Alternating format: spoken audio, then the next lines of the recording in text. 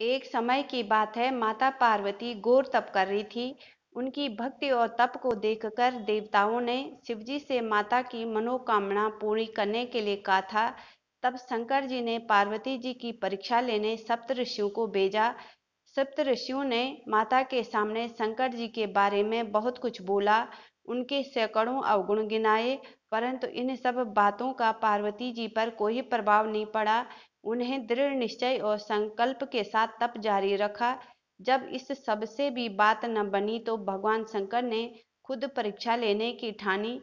भगवान शंकर प्रकट हुए और माता पार्वती को वरदान दिया। उसी समय जहाँ माता पार्वती तप कर रही थी, वही तालाब के पास मगरमच्छ ने एक लड़के को पकड़ लिया। लड़का बचाने के लिए शोर मचा रहा था।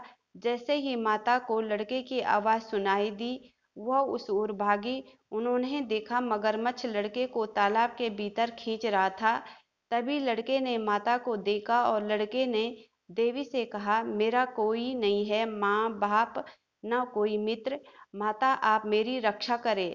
पार्वती जी ने कहा, हे ग्रहा, इस लड़के को छोड़ दो। मगरमच्छ बोला, दिन के छठे पहर में जो मुझे मिलता है उसे अपना आहार समझकर स्वीकार करना मेरा नियम है।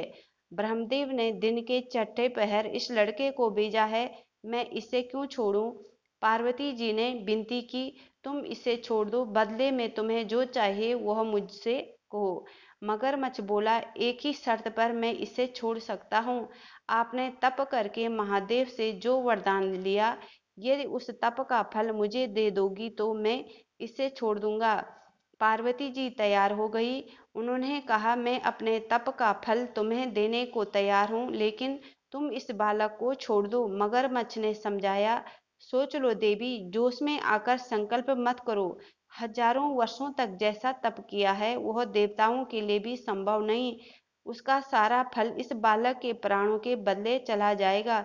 पार्वती जी ने कहा, मेरा निश्चय पक्का है, मैं तुम्हें अपने तप का फल देती हूँ, तुम इसका जीवन दे दो। मगरमच्छ ने पार्वती जी से तप दान करने का संकल्प करवाया। तप का दान होते ही मगरमच्छ का देह तेज से चमकने लगा। मगर बोला, हे पार्वती, देखो, तप के प्रभाव से मैं तपस्वी बन गया हूँ। तुमने जीवन भर की पूंजी एक बच्चे के लिए व्यर्थ कर दी। चाहो तो अपनी भूल सुधारने का एक मौका और दे सकता हूँ। पार्वती जी ने कहा, हे ग्रहा, तप तो मैं पुनः कर सकती हूँ, किंतु यदि तुम इस लड़के को निगल जाते तो क्या इसका जीवन वापस मिल जाता? देखते ही देखते वह लड़का अदृश्य हो गया।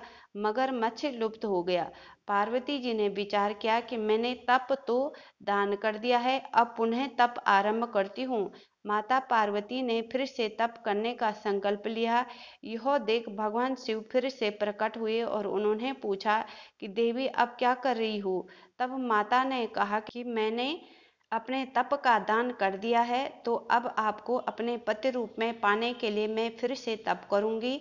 जब महादेव ने कहा कि उस बालक और मगरमच्छ के रूप में मैं ही था, आपने अपने तप का दान मुझे ही किया है, मैं तो बस तुम्हारी परीक्षा ले रहा था कि तुम्हारा चित्त प्राणी मात्र में सुख दुख का अनुभव करता है या नहीं, इसलिए अभी तुम्हें पुनः तप करने की आवश्यकता नहीं है। यह सब जानने के बाद देवी ने महादेव को प्रणाम कर प्रसन्न मन से विदा कर दिया।